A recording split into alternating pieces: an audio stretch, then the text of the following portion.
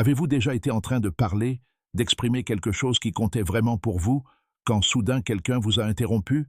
Cela arrive en réunion, cela arrive entre amis, et parfois, cela arrive dans les moments les plus intimes, lorsque la personne que vous aimez vous interrompt.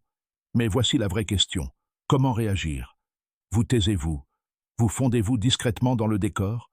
Souriez-vous maladroitement en murmurant « Désolé, allez-y ». Cela semble anodin, n'est-ce pas? Mais ça ne l'est pas, car chaque fois que vous vous abandonnez à cet instant, vous enseignez silencieusement au monde combien, ou peu, votre voix mérite d'être entendue. Et voilà la vérité. Il ne s'agit pas seulement d'être interrompu. C'est une question de pouvoir, de présence et de respect. Aujourd'hui, je vais partager quelque chose d'intemporel. 3 mots simples qui peuvent mettre fin aux interruptions. 3 mots autrefois pratiqués par Marc Aurèle, Sénèque et Épictète. Des mots d'une simplicité trompeuse, mais suffisamment puissants pour imposer le silence et attirer tous les regards vers vous. Suivez-moi jusqu'à la fin, car une fois que vous aurez appris ces mots, vous n'aurez plus jamais de mal à vous faire entendre. Et si vous croyez en la maîtrise de soi, en la capacité de rester inébranlable dans un monde bruyant, abonnez-vous dès maintenant.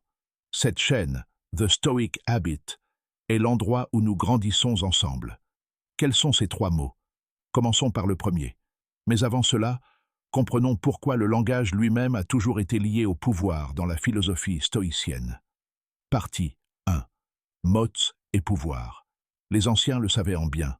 Les Romains croyaient que les mots pouvaient façonner les empires. Une simple promesse pouvait déclencher une guerre. Un seul ordre, prononcé au bon moment, pouvait sauver des milliers de personnes.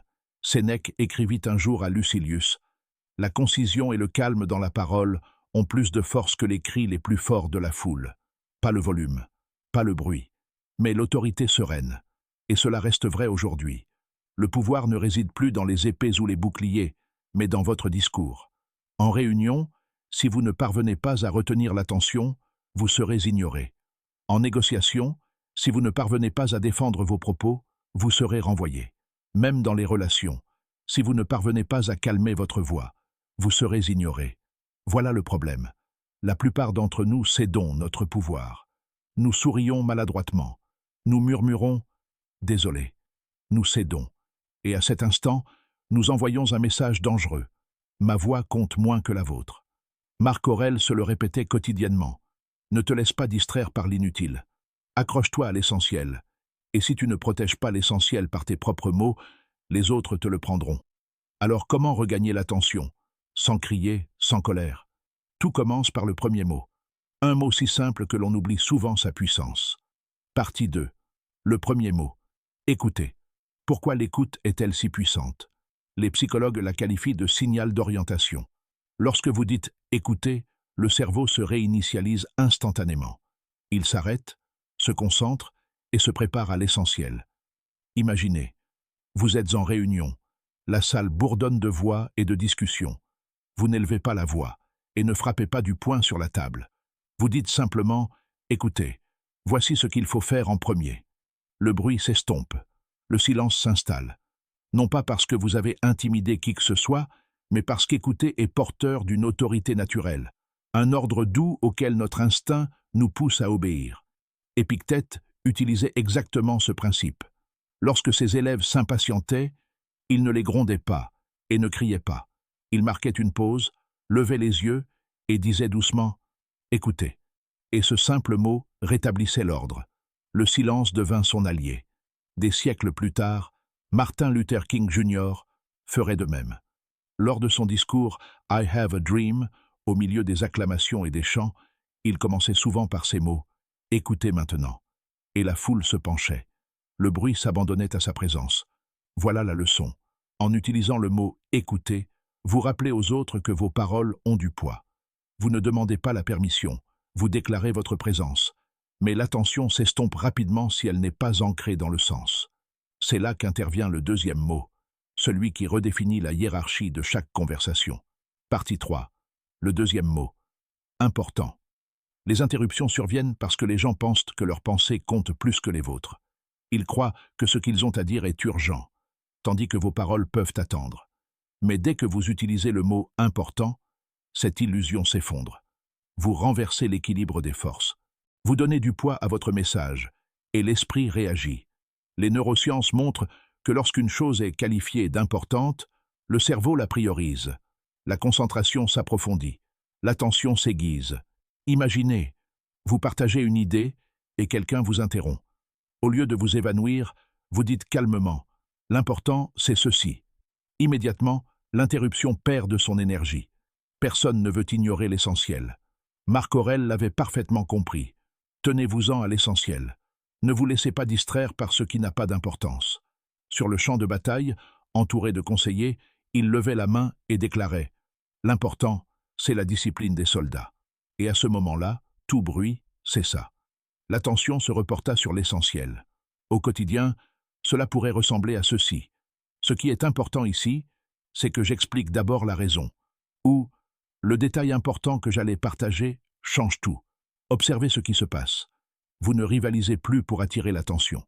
Vous définissez sa place. Mais l'importance seule peut paraître abstraite. Pour être vraiment puissante, elle doit être ancrée dans le temps, dans l'immédiateté de l'instant. Et c'est là que le troisième mot prend toute sa place. Partie 4. Le troisième mot. Maintenant plus tard peut être ignoré. Demain peut être reporté. Mais maintenant ne peut être ignoré. En disant maintenant, vous ramenez votre attention au seul moment qui existe vraiment. Sénèque a écrit « La vie est divisée en 3 parties. Ce qui était, ce qui sera et ce qui est. Nous ne maîtrisons pas les 2 premières, mais seulement la 3e. Les stoïciens croyaient que le présent est notre seule possession, et c'est pourquoi il détient un tel pouvoir. Il ne tolère aucune distraction. Il exige une présence présente. Imaginez, vous êtes interrompu au milieu d'une réflexion. Au lieu de reculer, vous dites « Maintenant, laissez-moi finir ». L'autre personne s'arrête, car le moment présent n'est pas optionnel. Il la ramène à l'instant présent avec vous. Zénon de Citium, le fondateur du stoïcisme, l'utilisait souvent. Lorsque les débats déviaient, il disait « C'est maintenant qu'il faut pratiquer la philosophie, pas demain ». Avec ce seul mot, il a sorti les esprits de l'abstraction et les a ramenés à la vérité. Aujourd'hui encore, dirigeants et coachs l'utilisent instinctivement. Un général ne dit pas « bientôt », il dit « maintenant ». Un coach ne crie pas « plus tard ». Il exige de se concentrer maintenant. L'urgence commande l'action. Ainsi, lorsque vous dites « écoutez-moi bien » ou « concentrez-vous sur ceci », vous ne luttez pas contre les interruptions, mais vous redirigez l'élan. Avec « écouter », vous captez l'attention. Avec « important », vous définissez la priorité. Avec « maintenant », vous ancrez la conversation dans le présent. Mais connaître ces mots ne suffit pas, car la plupart des gens tombent dans une habitude qui détruit silencieusement leur autorité. Et cette habitude se résume à un seul mot. Désolé. Partie 5. Le piège du désolé. Pensez à la fréquence à laquelle vous faites cela. Vous êtes interrompu et, presque sans réfléchir, vous murmurez « Désolé, allez-y ». Cela semble poli, cela semble sûr. Mais sous cette politesse se cache quelque chose de destructeur. Chaque fois que vous vous excusez à ce moment-là, vous ne vous excusez pas seulement. Vous demandez la permission de participer à la conversation. Vous enseignez aux autres que leurs paroles comptent plus que les vôtres. Épictète nous a avertis. Nul ne peut vous rabaisser sans votre consentement. Et lorsque vous vous abandonnez avec le regret, vous abandonnez ce consentement. Imaginez, lors d'une réunion, votre idée est coupée. Vous dites « Désolé, continuez ». Votre influence disparaît. La salle cesse de vous considérer comme une personne de valeur et commence à vous percevoir comme un bruit de fond. Ou à la maison, vous ouvrez votre cœur et votre partenaire vous interrompt. Vous dites doucement « Désolé, terminez, s'il vous plaît ». Vous venez de leur dire « Mes sentiments comptent moins ». Répétez-le assez souvent et les gens vous croiront. Ils continueront à vous prendre par-dessus la tête, non par cruauté, mais parce que vous les y avez entraînés. Les stoïciens savaient que l'autorité ne peut être imposée, elle doit être incarnée. Sénèque a écrit que la concision calme persuade plus profondément que la colère, mais l'autorité calme n'est pas synonyme de reddition. C'est là le véritable danger du regret. Ce n'est pas une faiblesse momentanée, c'est une lente érosion de la présence au fil du temps. Alors, si le pardon est le piège, quelle est l'alternative?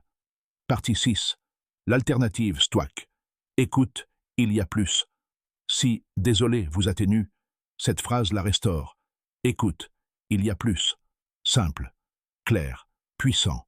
Imaginez. Vous êtes en réunion, vous partagez une idée, et quelqu'un vous interrompt. La plupart des gens se rétracteraient. Au lieu de cela, vous levez les yeux, vous calmez la voix et dites « Écoute, il y a plus ». L'interruption cesse. Pourquoi? Parce que vous avez déclaré que votre pensée n'était pas terminée et qu'elle avait du poids. Dans les relations, c'est pareil. Vous ouvrez votre cœur. Quelqu'un intervient. Au lieu de vous évanouir, vous vous penchez légèrement en avant et dites « Écoute, il y a plus ». Soudain, ils écoutent, parce que vous leur avez rappelé que vos paroles ne sont pas du bruit. Elles sont substantives. Même dans le mariage, cette phrase transforme la communication. Les partenaires s'interrompent par habitude, non par malveillance. Mais si vous répondez toujours par « désolé », cette habitude s'accentue. Remplacez-le par « écoutez, il y a plus ». Vous reprenez possession de votre espace, sans hostilité. Les stoïciens appelaient cela la discipline de la parole.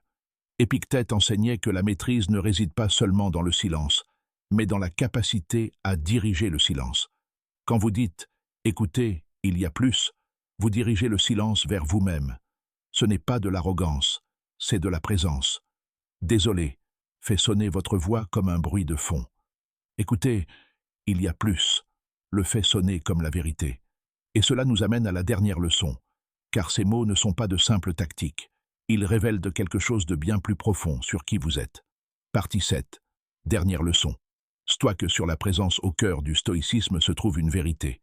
Vos paroles ne sont pas séparées de votre personnalité. Votre façon de parler reflète la façon dont vous vous percevez.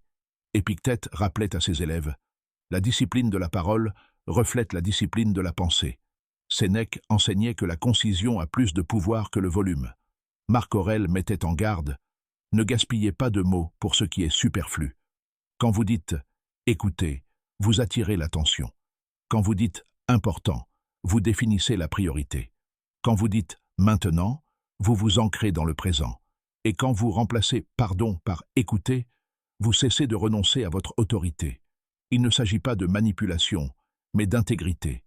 Il s'agit de vivre d'une manière qui impose le respect sans jamais l'exiger. Car celui qui incarne le respect n'a jamais besoin de le demander. Il le porte en lui, partout où il va. Alors, souvenez-vous de ces mots, pratiquez-les, laissez-les transformer votre façon de parler et la façon dont les autres écoutent. Et si vous êtes prêt à améliorer non seulement votre élocution, mais aussi votre mode de vie tout entier, abonnez-vous à The Stoic Habit. Ensemble, nous empruntons le chemin de l'autorité sereine. Ensemble, nous apprenons à vivre sans broncher. Si cette vidéo vous a été utile, vous pouvez cliquer sur le bouton « Merci » pour m'aider à créer du contenu encore plus percutant.